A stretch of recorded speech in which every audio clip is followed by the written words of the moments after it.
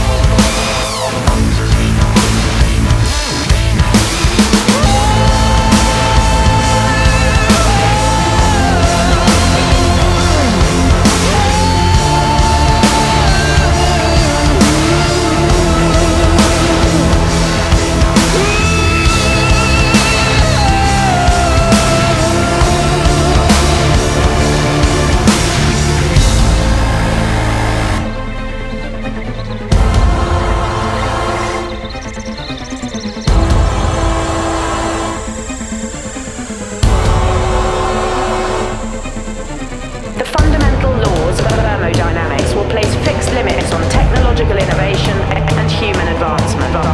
In an isolated system, entropy can only increase. A species set on endless growth. Unsustainable.